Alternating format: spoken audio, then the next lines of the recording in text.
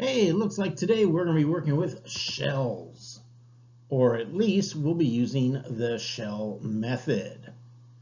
Now, why do we need another method? Well, if I look at the learning target, the region is going to be revolved around the y-axis. So we're still going to have a three-dimensional object, but we're not spinning around the x, we're spinning around the y. This is going to create a different situation for us. Right, so again, you got to assume we've got some sort of region, right? There's some function, like, y equals some function of x. But this time, we're going to take that region, and instead of revolving it around the x-axis, I want to revolve it around the y-axis. Now again, I'm going to have some weird-looking three-dimensional object. Through the magic of the internet, I can copy and steal things. So I say, hey, here's a good image.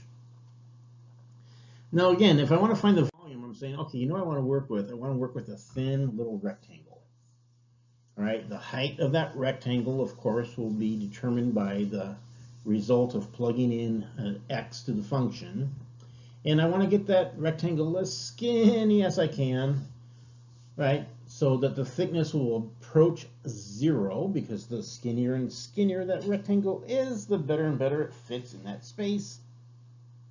Now, if we think about spinning that rectangle around, though, it kind of creates like a cylinder, a hollow cylinder. Right? So imagine if you got like a can of tomato soup, and after you eat the tomato soup, you dump it in a pot, and you warm it up, yum yum, maybe have some crackers with it. Cut off the lid, cut off the bottom of the can, and you have just like the empty can. Right? So we're like, okay, we've got the volume of this. Well, it's a shell, right? It's like the shell of what's there. So think about, I don't know, like the coating on an M&M, right? You say, oh, I got that thin little shell. And of course, they all stack within each other. So I don't know, maybe think about layers of an onion, right? If you're peeling an onion, you got layer after layer after layer. So if I want the volume of the onion, I just got to kind of figure out like each layer of that peeling. So I think about, a shell, or like those Russian dolls that nest inside each other. So I'm like, okay, so what is the volume of one of the shells? Well, if you think about this cylinder, and let's pretend I'm able to cut, and go snip, snip, snip, snip, snip, and I unfold it, flatten it out, it's a rectangle. Now, how tall is the rectangle? Well, that's determined by the function of x, right? So whatever number I plug in for x, I then calculate the y value, which of course is going to be the height. The width of that rectangle is the circumference of that circle. Well, the circumference of a circle is 2 times pi times the radius. And in this case, the radius will be whatever value of x we're at. Right, so when I have a value of x, that helps me figure out the radius, so I can find out the circumference. And then if I know the value of x, I can plug it in, and that'll give me the height. Of course, length times width just gives me an area. If I want volume, I got to multiply by thickness. And of course, the thickness is going to be that dx.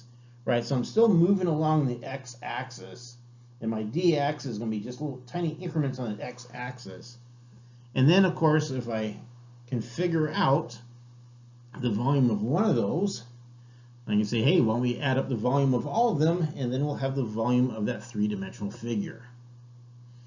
So the volume, well, we'll go from A to B, from left to right. Right? Sometimes I call that an upper bound, lower bound, because I look, in writing it looks vertical, but I got to remember that A is actually the left hand starting point, the B is the right hand ending point. And so for volume, I got to do length times width times height. And so I've got to do that 2 pi x times f of x times dx, right? That will give me three-dimensional. And of course, because 2 and pi are both part of the coefficient, and we know when we integrate, the coefficient just sits there, I could put the 2 pi out in front of the integral if I so desire.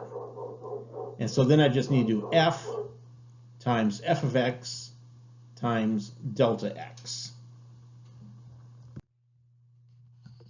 Okay, so let's define our region, and we'll say, okay, it's bounded up on top by f of x equals 2x minus x squared, and it's bounded on the bottom by the x-axis, and our interval will be 0 to 2. So when we integrate, we'll start at 0 and we'll go to 2.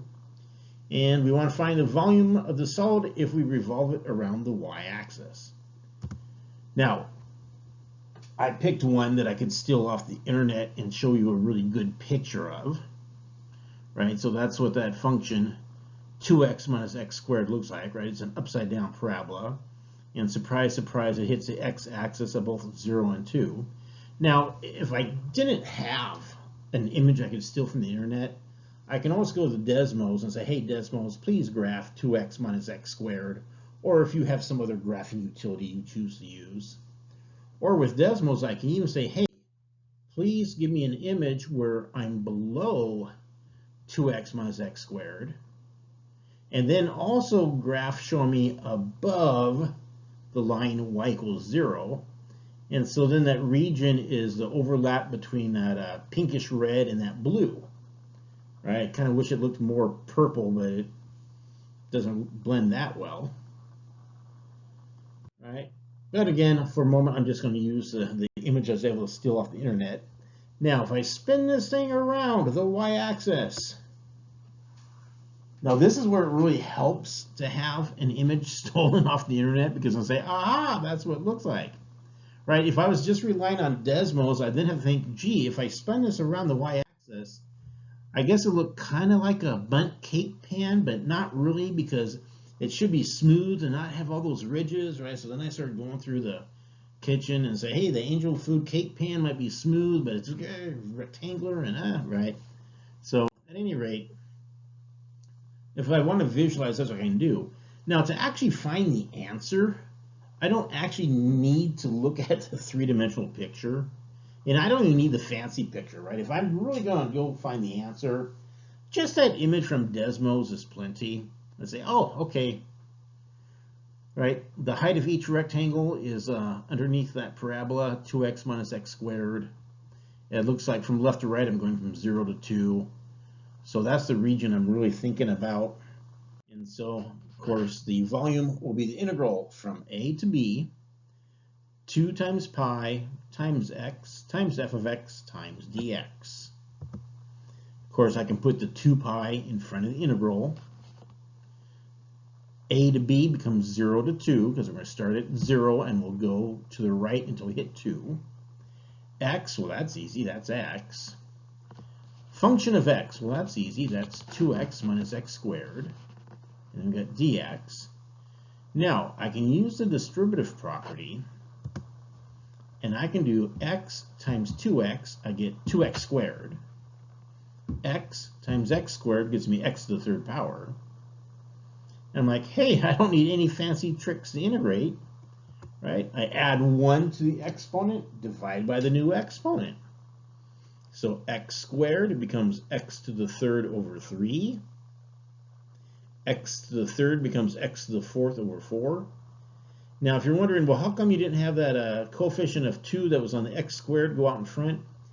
The 2x squared has a 2, but the x to the third power did not have a 2, so it's not a common factor, and that's why that 2 had to stay where it was.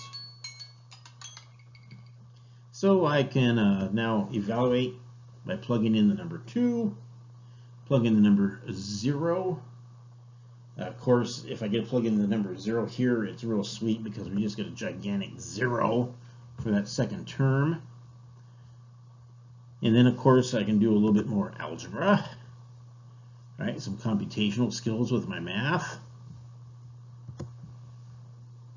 Common denominator is necessary, so I can subtract those fractions.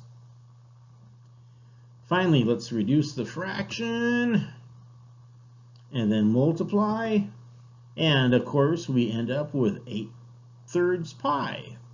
Or I could have put 8 pi over 3 if I really wanted to. And of course, it is cubic units. Okay, now for your assignment today, Again, you don't need to have the three-dimensional model, but I thought I would show it to you here. We're going to define R as the region bounded above by the graph f of x equals 1 over x. And then the lower boundary will just be the x-axis. And we're going to go from 1 to 3. So you're like, oh no, I don't get to plug in 0. Trust me, this one works out really nicely, right? So we go find the volume of the solid of revolution formed by revolving R around the x-axis. So again, that three-dimensional view, yeah, I guess it helps a little bit, but all you really need is the graph that's on the left there where you have f of x equals 1 over x. And you say, okay, the height of each rectangle will be 1 over x, right? And I'm going to go from left to right, from 1 to 3. And the reason why this thing is nice is wait till you take x, multiply by f of x, and then multiply that by dx, and you'll see that you get a real nice integral to work with. And then you just got to plug in your 3, figure out an answer, plug in your 1, figure out an answer, and do your subtraction. So I think this will be pretty smooth. Oh, looks like little droplets of water almost there forming out that worksheet. Oh, of course it's droplets of water. This is the base of Narada Falls on Mount Rainier. And there's even a little bit of a rainbow peeking out looking at us.